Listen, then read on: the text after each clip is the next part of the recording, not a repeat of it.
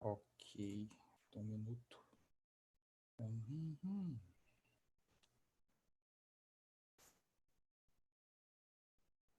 Max. Bom dia, Max. Max Lewis. Vídeo.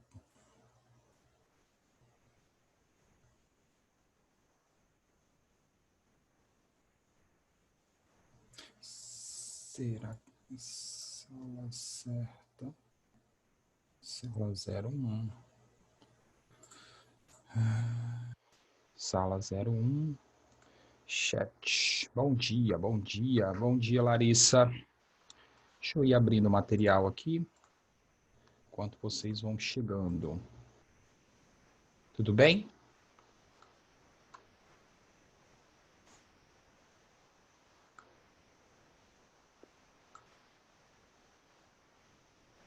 Quem já chegou consegue me ver e ouvir? Tranquilo? Pode responder pelo chat aqui que eu estou acompanhando.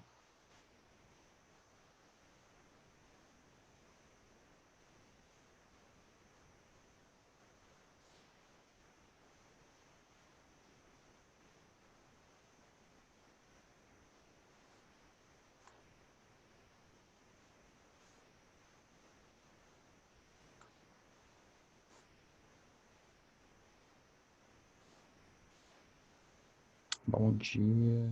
Consegue ouvir todo mundo? Maria Eduarda, Luísa. Bom dia, pessoal, que está chegando. Conseguem ver e ouvir? Tranquilo? Vou tomar só um cafezinho aqui, tá bom?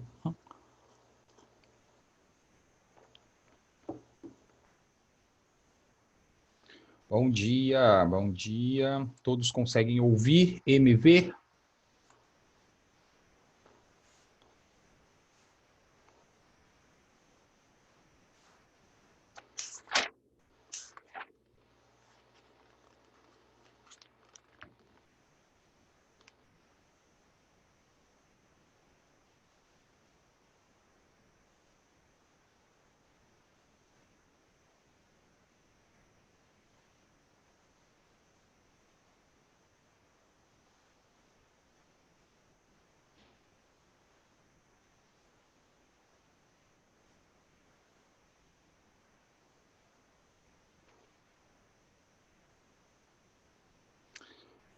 Ok, vamos ver aqui. Não estou vendo, tio.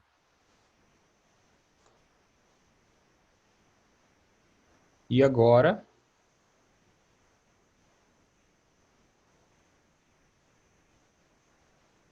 Ainda não?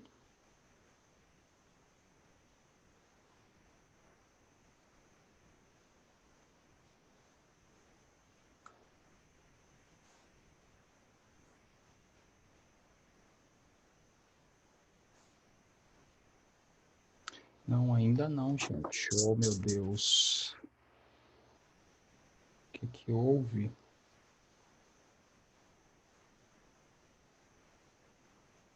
Só um minuto. Uhum.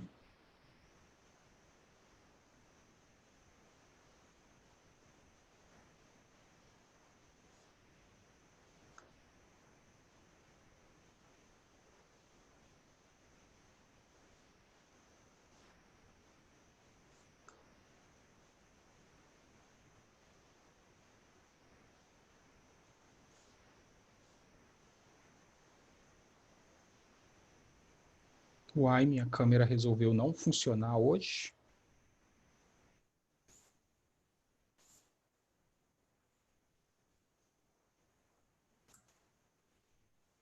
Pessoal, só um momentinho, tá? Que eu vou resolver aqui em 2 minutinhos até o pessoal chegar. Pode ser que eu derrube a conexão, aí vocês entram de novo, tá bom, pessoal? Tá? Ah, consegui. Hehe. Obrigado, peraí. Hehe. Só um minuto.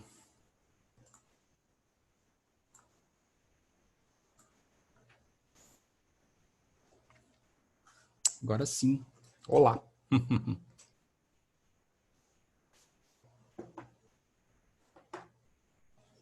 Conseguem me ver agora? Sim. Beleza. É porque estava com a câmera errada aqui na configuração. Show. Vamos lá então, pessoal. Peguem o livro aí na página 81. Tá, eu vou acompanhar, eu vou evidentemente colocar aqui na tela para vocês. Vou acompanhar aqui no meu, para eu poder ir ficando fazendo as definições. A gente vai fazer o seguinte, a gente vai estudar os exercícios agora, tá bom? Alguns exercícios, são poucos exercícios, 3 exercícios do capítulo 4 da página 81, mais 7 exercícios aí. Na verdade, eu não vou resolver os 7, tá? Eu vou resolver alguns e os outros vocês fazem depois para poder aplicar também um pouquinho para ver se vocês estão entendendo. E chega para mim lá no WhatsApp e faz as perguntas, né? Tira suas dúvidas aí a respeito dessas questões que vão ficar para trás. Mas é bem tranquilo, tá? Deixa eu até abrir o arquivo Word logo aqui, que eu acredito que que eu vou usar ele para poder explicar para vocês, igual eu venho fazendo com as outras turmas. Bom, olha só.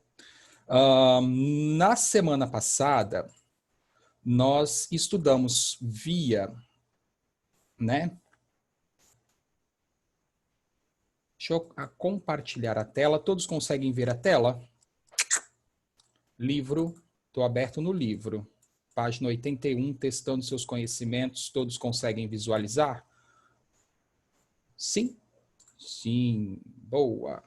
Então vamos lá. Semana passada a gente visualizou o seguinte, a gente estudou sobre as questões que envolvem aí as leis ponderais. As leis ponderais, pessoal, elas são leis que envolvem o cálculo da massa, como eu havia dito na live anterior, massa. Então, essas leis, elas são 3, mas aqui no livro ele traz apenas 2, que são a lei de Lavoisier e a lei de Proust, tá?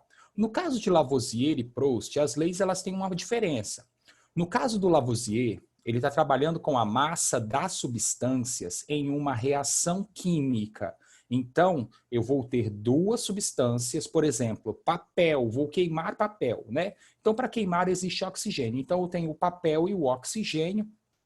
Quando eu somo ou faço essa reação química em um recipiente fechado, as massas vão se somar, ou seja, as massas dos reagentes, ou se no início da minha reação, é igual à massa no final. E a lei de Proust, ela trabalha com a combinação em massa dos elementos ou das substâncias para formar outros compostos, tá bom? Então, no caso do Proust, normalmente a gente trabalha com a substância em si, né? O quanto de um determinado elemento, igual aqui, ó. Se vocês visualizarem aqui nessa molécula aqui, essas duas, né? O quanto de enxofre, o quanto de oxigênio são necessários para formar esse composto. Então, a lei de Proust, ela trabalha com essa ideia. Quanto a quantidade de cada elemento químico ou de cada substância, né, envolvida no processo, a quantidade de cada uma delas para formar um determinado composto. Beleza? Então vamos lá. E também, evidentemente, aqui a gente tem uma coisa que a gente já vem falando, na verdade, há muito tempo, que são as relações em termos de símbolos, ficar atento a isso. Eu ensinei vocês isso na sala de aula, é muito importante, porque isso facilita a sua vida aí no sentido de entender as informações químicas. Quando eu consigo ler fórmulas, entender o que ela significa, 80% dos meus problemas dentro da química são, assim, resolvidos, praticamente totalmente resolvidos, tá? Então, fiquem muito atentos ao que significam estas fórmulas. O que são as letras, o que são os números presentes nessas escritas, o que eles representam, porque entendendo o significado você consegue depois resolver o problema com mais facilidade, tá bom? Então esses foram os pontos. Vamos lá então, exercício número 1. Deixa eu abrir o chat aqui. Vê se não vai... Oi? Não. O TH ainda não abriu. Vê se vai atrapalhar vocês aí o chatzinho aqui do lado. Acho que não, né? Ficou bom? Dá para ver o exercício? Tranquilo? Sim? Beleza. Olha só. Após assistir uma aula, dá para ver. Ok, Júlia, obrigado. Dá para ver. Após assistir uma aula sobre sistemas químicos, um estudante foi para casa, chegando à cozinha, observou uma série de situações na qual os conceitos vistos em sala de aula poderiam ser aplicados. Na cozinha, prestem atenção, que aqui nesse exercício ele está trabalhando com a questão dos sistemas. O que é um sistema aberto, o que é um sistema fechado, o que é um sistema isolado, tá bom? Então, na cozinha havia uma panela com água fervendo, uma garrafa térmica contendo café e uma garrafa não térmica contendo água gelada. De acordo com o que foi visto na sala sobre sistemas químicos, o estudante pode dizer que a panela contendo água fervente é um sistema. Qual das alternativas aqui estariam corretas? É um sistema aberto, a panela com água fervendo? É um sistema aberto. Então, a gente tem a alternativa A, a alternativa B. Fechado, isolado, isolado. Não. A panela com água fervendo, ele não falou que a panela está tampada, ele falou que é uma panela com água fervendo. Então, não pode ser nenhum sistema fechado, nem um sistema isolado, tá? Nessa situação aqui. Então, nós temos aí, ela é um sistema aberto.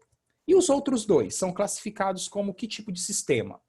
Garrafa térmica, toda vez que aparecer esse item para vocês. Garrafa térmica é um sistema isolado. Não é perfeitamente isolado, mas ele é isolado, beleza?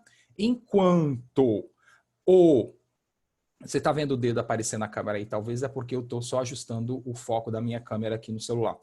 E enquanto a garrafa fechada é um sistema fechado, né? Simplesmente fechado. Sistema aberto, troca matéria e energia. Então, a água fervendo está absorvendo energia, a água, né, para evaporar. Enquanto ela está evaporando, a quantidade de água original está desaparecendo, está se transformando, na verdade, em outro tipo de estado físico. A água líquida está deixando de ser líquida e passando a ser gasosa. Então, se você pensar nesse fenômeno, ela está perdendo matéria no sentido de que uma parte da quantidade original da água ela foi se transformada em vapor. Garrafa de café ou garrafa térmica, sistema isolado, porque ela evita de forma assim, não total, mas evita a perda de matéria e energia. Enquanto a garrafa fechada, como uma garrafa de água que ele falou, ele simplesmente, página 81, Felipe, bom dia. Enquanto a garrafa fechada, ela é simplesmente um sistema fechado, por quê? Porque ela não perde, por exemplo, se eu tiver uma garrafa com água de 500 ml, uma garrafa fechada com água de 500 ml, e colocar ela dentro da geladeira e não abrir essa garrafa, ali dentro, a única alteração que vai haver é a mudança de temperatura da água, porque, por exemplo, eu posso ter retirado essa água da prateleira do supermercado e depois levado ela para a geladeira.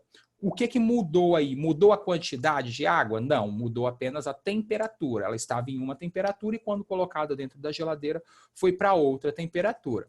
Logo, aqui a resposta correta é o item B, aberto para a panela fervendo, enquanto as garrafas térmicas e não térmicas podem ser classificadas como isolado e fechado. Beleza? Fácil, né? Alguma dúvida? Não? Tranquilo. Podem ativar o fone também na hora, isso aí, para falar fica melhor, tá? Olha só, parece que é uma coisa de outro mundo essa questão aqui, mas questão super fácil. Veja bem, FUVEST. Quando 96 gramas de ozônio se transformam completamente, completamente, o que que isso quer dizer? Que toda essa quantidade de ozônio foi transformada em alguma coisa. A massa de oxigênio comum produzida é igual a...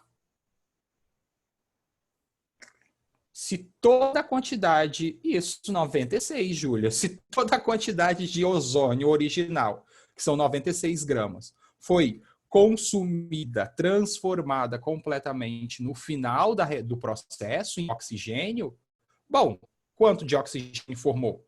96. Na natureza, nada se perde, nada se cria, tudo se transforma. Aplicação direta da lei de Lavoisier. Tá? Número 3. Uma lei química expressa regularidades de processos químicos, permitindo explicá-los e também fazer previsões de comportamentos de fenômenos que pertencem ao contexto de aplicação dessa lei. Igual que eu falei, né? Uma lei, ela explica um determinado tipo de fenômeno dentro de um contexto, tá? Dentro de uma situação aí que ela tenta explicar. E situações fora daquela lei. Então, haverá uma outra lei, uma outra explicação, uma teoria, né, no caso não seja observada essa lei, mas haverá uma outra explicação aí para aquele fenômeno que não se encaixa. Por exemplo, a lei das proporções constantes, de Proust, expressa uma das mais importantes regularidades da natureza. Segundo essa lei, ou seja, ele quer saber o que fala a lei de Proust. Segundo essa lei, o que se fala na lei de Proust? A composição química das substâncias compostas é sempre constante, não importando qual sua origem, mas depende do método utilizado. Estava verdadeiro até aqui no início, tá, pessoal? Estava verdadeiro até aqui no início. A composição química das substâncias compostas é sempre constante. Lei das proporções constantes. Não importando a origem, ou seja, se eu vou formar a água, não importa a origem do oxigênio nem do hidrogênio que são necessários para formar a água. O que importa é em qual quantidade em massa o oxigênio e o hidrogênio se combinam para formar a água. Veja que tem uma diferença. Não quero saber de onde eles vieram. Eu quero saber a quantidade deles necessária para formar a água. Mas depende do método utilizado. Bom, se não depende da sua origem, né? Se não importa a origem da substância utilizada, obviamente que independe do método utilizado para obter essa substância. Então, está errado aqui, ó. A lei de Proust, ela diz que para se combinar, para formar uma determinada substância química, os seus elementos ou as suas substâncias constituintes, nossa, hoje está grudando aqui, os seus elementos ou as suas substâncias constituintes, eles se combinam em forma constante em termos de massa, tá? Então, por exemplo, para formar a água, como eu falei, existe uma quantidade de oxigênio e hidrogênio específica. Para formar a água oxigenada, existe uma outra quantidade de oxigênio e uma outra quantidade de hidrogênio específica. Então, essa é a ideia da lei de Proust. Mas, independente dessa quantidade, ela é sempre constante nos dois casos ou em todos os casos. Portanto, aqui a resposta, pessoal, fica a resposta letra D. Eu não vou ler todas, não, porque aí você já sabe o que é que tem de errado nas outras, né? Tem que ser constante, não importando nem o local, né, nem da onde, nem o método utilizado para obter essas substâncias químicas aí. Então, não importa. O que interessa é que elas sempre se combinam em proporção constante para formar outras substâncias. A composição química das substâncias compostas é sempre constante. Ótimo. Não importando qual sua origem ou método de obtê-las. Então, letra D aí a resposta para este item. Vou mudar o chat agora de posição para vir para a atividade proposta. Virem a página, atividade proposta número 82. Página 82, número 82. Pessoal, resolvam aí rapidinho para mim. A aplicação direta, rapidinho mesmo, assim, coisa de 1 minuto, que é fácil. Aqui a número 1 é a aplicação direta da lei de Lavoisier. Direta. e reta, sem nenhum tipo de pensamento diferente, simplesmente entendendo isso aqui. Vou voltar com o livro aqui rapidamente. Aqui, ó. A massa dos meus reagentes, ou seja, a massa das minhas substâncias no início da minha reação é igual à massa das minhas substâncias no final da minha reação química, tá? Então eu digo que a massa dos reagentes, a soma, prestem atenção, a soma da massa dos meus reagentes no início da reação é igual à soma da massa dos meus produtos no final da reação química. Portanto, nós temos aí, Luísa, vamos lá conferir qual é a resposta da letra C, mas acredito que seja, é bem fácil. Perfeito, perfeito, perfeito. Olha só, o que a Luísa fez aqui para conseguir resolver essa questão? Gente, ela simplesmente aplicou a lei de Lavoisier, tranquilamente aqui, ó. Se eu tenho o reagente 1 e o reagente 2, então qual é a massa do meu produto A formado? Bom, reagente 1 mais reagente 2, correto? Onde foi parar o chat? Janelinha de chat. Tá? Aqui no caso, ó, eu tenho a massa de um dos reagentes e a massa dos meus produtos. Bom, se você tem a massa dos produtos e a massa de um dos reagentes, evidentemente, para você descobrir a massa do outro reagente, então nesse caso aqui, ó, eu tenho a massa do reagente 2, 76 gramas, e a massa do produto formado, 92 gramas.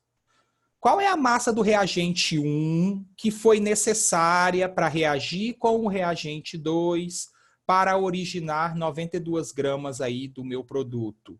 Tá? Então, aqui eu faço uma subtração, portanto, 16. Aqui nós vamos obter 30, seguindo pelo mesmo princípio, para o item 3. E para o item 4, nós vamos obter, assim como no item 2, nós vamos obter 85. Alguma dúvida nessa primeira questão? Não, tranquilo, né? Bem fácil. Vamos lá. A questão número 2, pessoal, ela também é parecida com a questão número 1. Ela é parecida com a questão número 1. Ela pede para que ele te dá 4 experimentos e ela pede para que você verifique qual desses experimentos está de acordo com a lei de Lavoisier. Ou seja, você vai me dizer qual deles está de acordo com o princípio de que a massa está se conservando no final da minha reação química. Olhando rapidamente aqui de novo, qual deles? Quais dessas experiências estão de acordo com a lei de Lavoisier?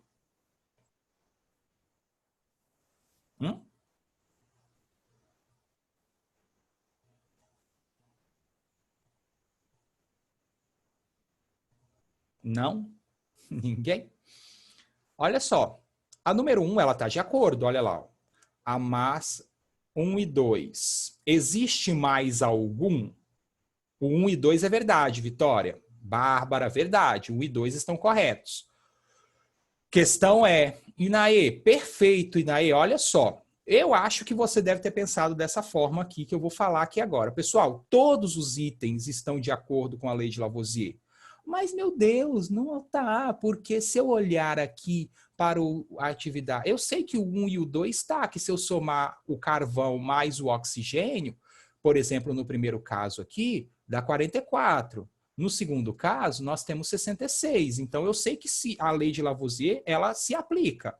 Agora, o 3 e o 4 também se aplica. Por que também se aplica?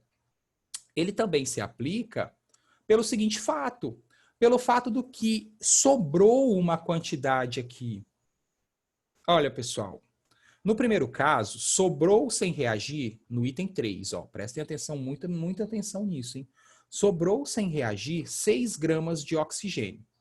Então, quer dizer que se eu tinha 70 gramas de oxigênio e sobraram 6, quer dizer que das 70, apenas 64 reagiram.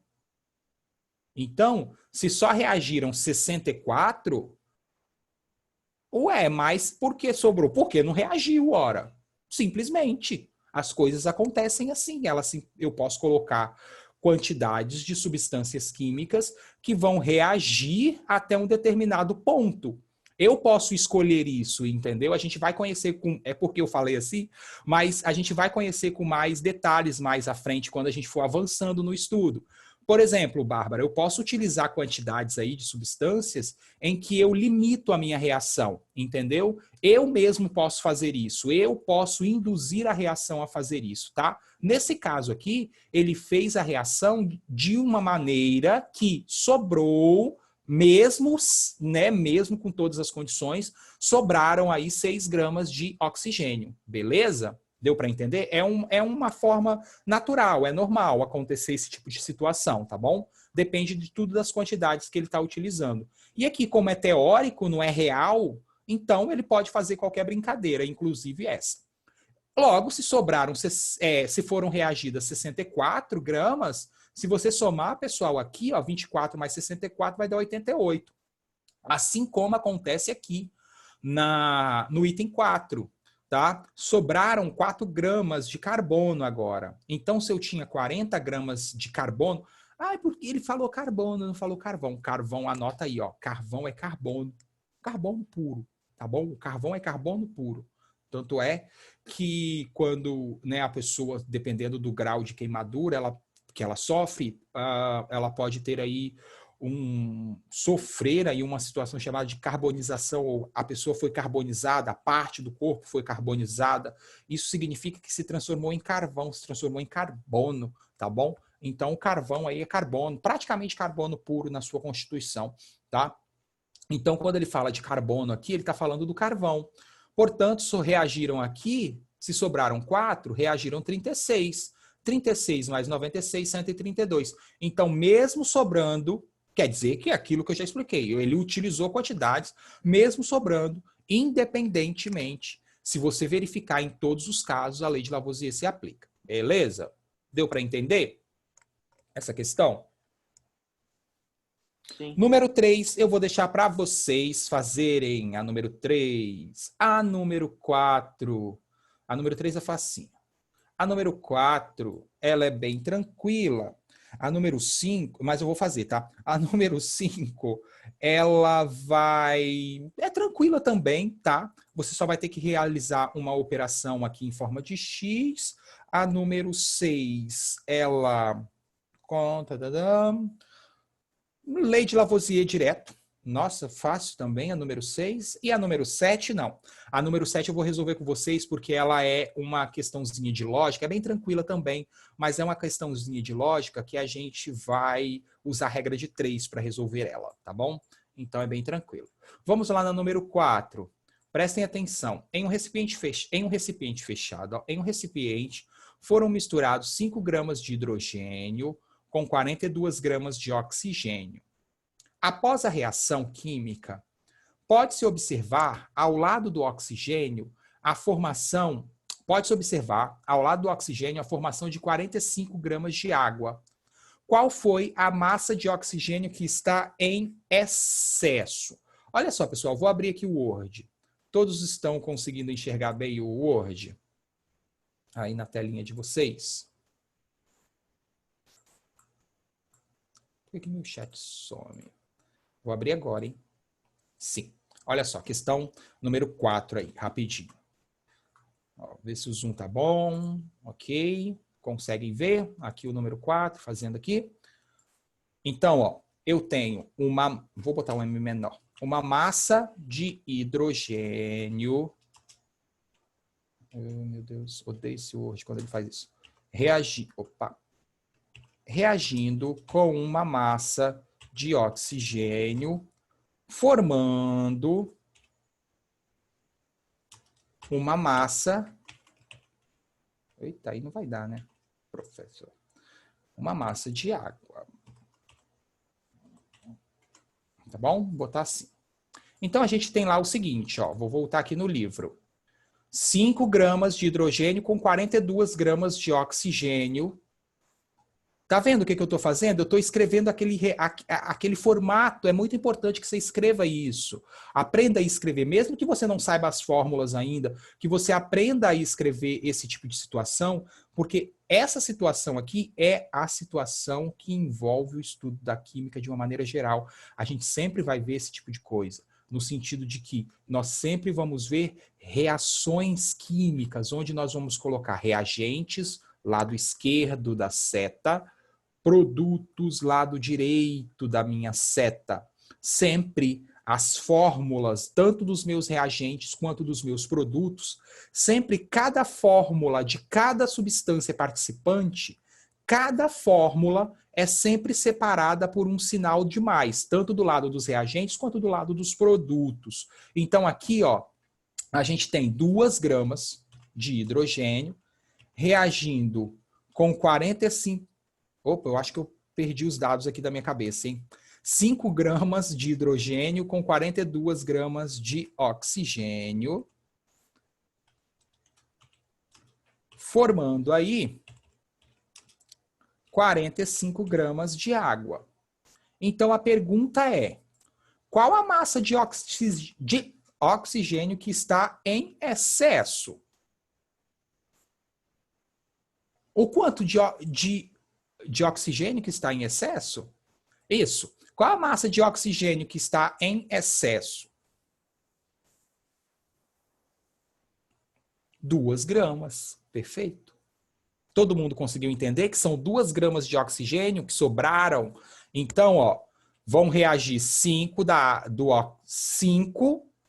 do hidrogênio. Então, vou colocar aqui de vermelho. Ok. 5 gramas do hidrogênio, mais 40 gramas do oxigênio para formar 45 gramas de água. Tá bom? Então, sobraram quantas aqui? 2 gramas. Fácil, né? Tranquilo. Beleza? Número 5. Número 5, pessoal. A número 5, ela é só você aplicar a lei de Lavoisier. Aqui, ó. Aplicar a lei de Lavoisier. Só que ao invés das massas aqui, você vai colocar as operações em X. Descobrir quem é X, então você vai fazer o seguinte. Vou colocar aqui, vou montar só para vocês e depois vocês vão lá e resolvam em casa. Metano, oxigênio, gás carbônico e água. Deixa eu botar aqui. Número 5. Então nós temos metano mais oxigênio, formando gás carbônico e, mais água. Aí ele dá equações aqui, ó. X mais 3, 6x mais 2, x mais 3 gramas, mais 6x mais 2 gramas. Tá dando para acompanhar aí pelo Word? Tranquilo? Opa. Tá dando para acompanhar aí vocês? Tranquilo? Sim? Fácil. Eu acho que sim. E 6x menos 8, 3x mais 3. Aqui a gente tem... Eita.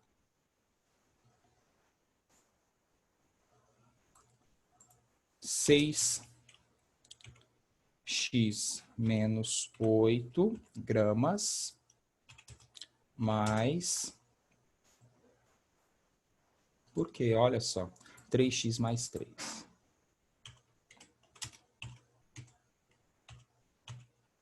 Tá bom? Então, olha só. Aqui agora é só você aplicar a lei de Lavoisier nessas equações, ó. Reagentes. Então, a soma das massas dos reagentes. Vou copiar e colar aqui, ó. A soma das massas. Então, a gente tem a soma das massas dos reagentes é igual... Ctrl+C, Ctrl+V, a soma das massas dos meus produtos. Só resolver essa expressão aqui, ó, em termos de X, tá bom? Você vai substituir depois X, o valor de X que você vai encontrar aqui, você vai substituir em cada item desse para descobrir a massa das minhas substâncias e aí e testando as alternativas, tá bom? Fácil, tá bom? Tá? Tranquilo?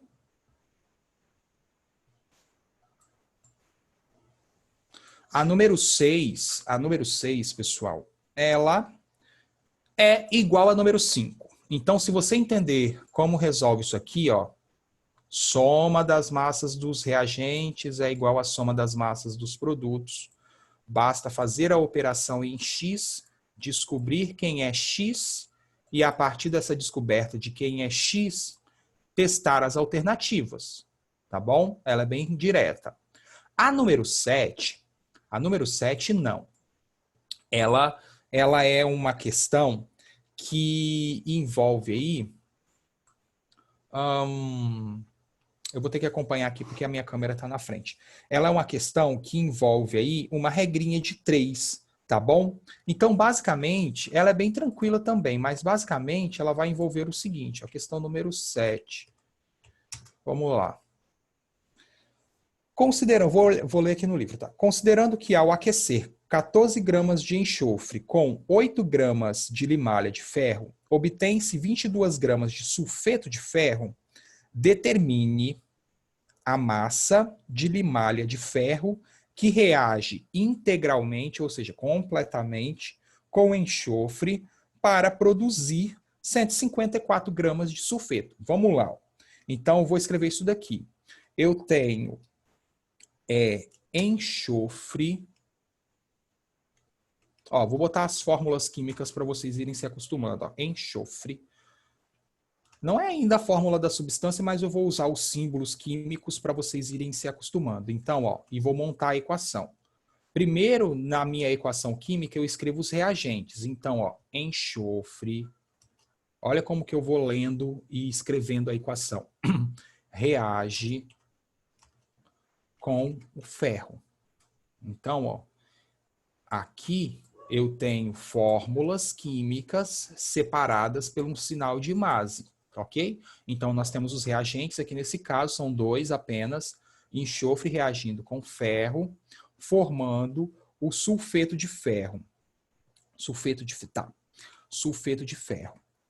Aí, eu vou já botar aqui porque eu já sei como que é a fórmula, tá? Mas esse é o sulfeto de ferro, tá? É essa combinação. Então, veja bem, aqui nos produtos, nós temos uma única fórmula, um único produto. Tá? Por que eu sei que eu só tenho um produto só aqui?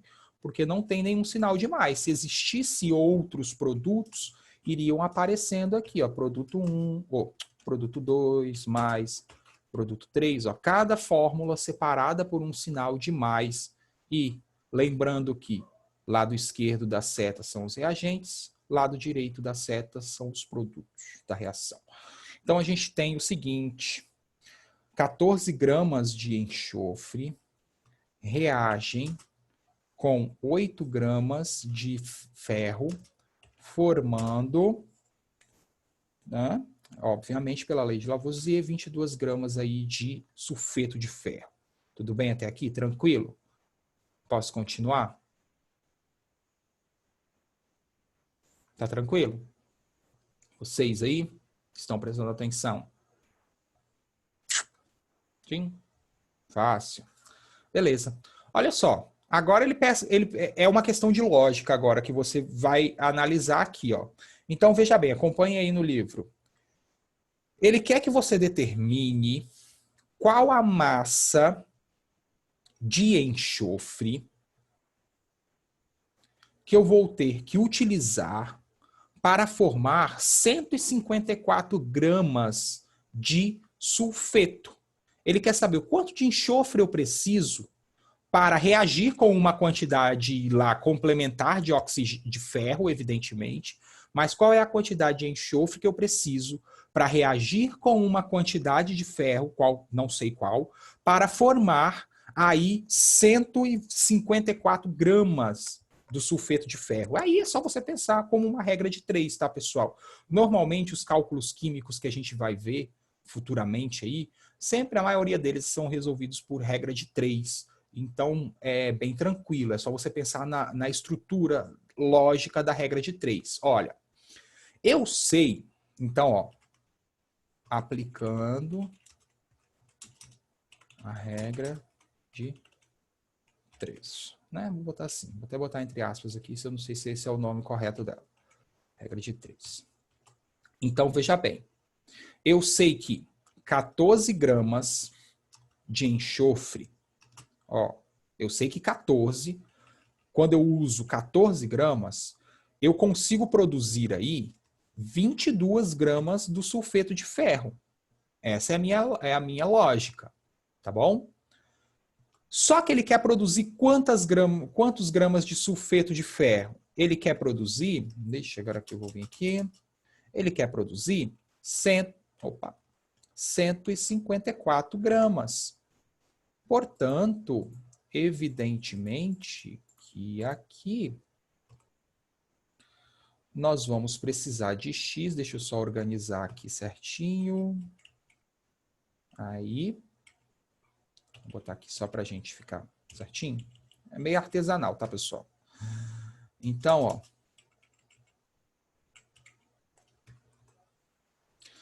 Se eu quero produzir 154 gramas agora do sulfeto de ferro, 154, eu vou precisar de uma massa X aqui de enxofre. Né? Bem simples de pensar. Deu para entender? Sim? Resolve aí qual é a resposta. Então, ó, letra D. Isso aí, Júlia, letra D, perfeito. Tá? É só fazer a regrinha de 3 aqui, ó. Para quem não sabe, vai ficar 22x é igual... é igual a 154 vezes 14, tá? X vai ser igual... Agora fica difícil de fazer a divisão. X vai ser igual a 154 vezes 14. Vou fazer divisão por barra, tá? Dividido por 22, tá bom? Aí você faz a operaçãozinha aí, bonitinha. Vai dar X igual a 1.300 e... 1.232 dividido por 22. Tá bom? Beleza? Aí você vai achar a resposta número, ou número não, letra D. Tranquilo?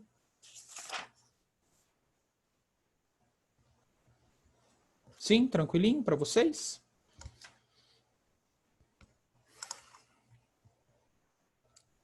O que você não entendeu, Luísa? Vamos lá, ó. Vou explicar novamente aqui. Ele falou lá no enunciado do exercício que ele reagiu 14 gramas do enxofre com 8 gramas de ferro e com estas quantidades aqui, ele conseguiu produzir 22 gramas dessa substância chamada de sulfeto de ferro. Então, isso está no exercício, está lá no enunciado. Ele quer saber o seguinte, ele quer saber se ele precisar produzir 154 gramas dessa substância aqui, do sulfeto de ferro, qual a massa de enxofre que ele vai precisar utilizar para formar a 154? Então, eu penso numa regra de 3, numa lógica. Se eu sei que com 14 gramas de enxofre eu consigo produzir 22 gramas do sulfeto de ferro, bom, se eu quero produzir 154 gramas de sulfeto, quanto de enxofre eu preciso? X. Deu para entender agora? Aí você faz a operação aqui, ó, essa daqui é a operação matemática da regra de 3. 154 vezes 14, 22 vezes X. Show! Fácil, né? Ó, a nossa live ela vai até 8h45, se não me engano, são 45 minutos. Eu vou passar aqui para vocês. Eu também vou produzir uma videoaula para vocês hoje sobre o capítulo 5, tá bom?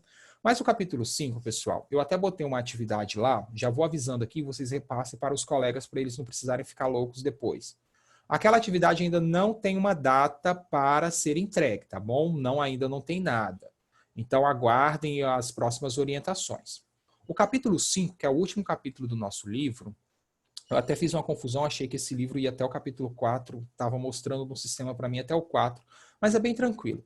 O capítulo 5 ele vai trabalhar com os modelos atômicos de Dalton a Rutherford.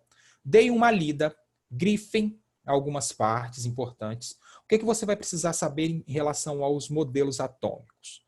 Porque esse capítulo ele é bem teórico, tá? Então a gente vai começar a entrar numa parte bem mais teórica do que a gente está entrando agora, ou que a gente já estudou. Então, é importante que você reconheça o modelo e o cientista. Cada modelo, ou seja, cada desenho do átomo, tem um cientista ou um pesquisador que propôs esse modelo. Então, você vai. O primeiro ponto, fazer a relação entre o modelo, o desenho do átomo e o pesquisador. Quem propôs aquele modelo, aquele desenho? Essa é a ideia que eu estou te dando para você estudar. Hein? Segundo, todo modelo atômico tem uma teoria e uma falha. É importante que você saiba a explicação, que é a teoria. Então, todo modelo atômico, toda representação, todo desenho do átomo tem uma explicação. Além da explicação, a maioria das teorias atômicas apresentam falhas. Então, vocês vão estudar teoria atômica de Dalton, modelo atômico de Dalton e teoria atômica de Dalton. Esse modelo e essa teoria tem uma falha. É importante saber qual é essa falha. Modelo e teoria atômica de Thomson, esse modelo e essa teoria também tem falhas. Qual é essa falha? E assim sucessivamente para todos os modelos que a gente vai estudar. Beleza? Tudo bem? Aí eu vou produzir a aula para vocês hoje e vou postar lá na página do... Hoje ou amanhã ela vai estar lá postada na página do colégio. Tudo bem? Ficou tranquila a aula? Deu para entender essa parte aí? Pessoal, eu vi que algumas pessoas não fizeram uma atividade lá do Mergulhando Fundo do capítulo 4. Quem não conseguiu fazer, depois dessa live, se vocês quiserem tentar e reenviar para mim as respostas, eu aceito, tá bom? Pode tentar fazer para quem não conseguiu. Acredito que é a questão número 2, se não me engano, algumas pessoas não conseguiram resolvê-la. Quem não conseguiu, se quiser tentar resolver novamente depois dessa explicação e mandar a resposta de novo, pode enviar, tá bom? Qualquer coisa é só me pedir o link lá no grupo que eu envio novamente para vocês. Beleza? Tudo bem? Então, ó, muito obrigado pela participação. Até a próxima aula, tá? Vou encerrar a sala aqui porque o outro professor pode querer entrar. Até mais, pessoal. Tchau. Tchau, Rafa. Tchau, Júlia. Até.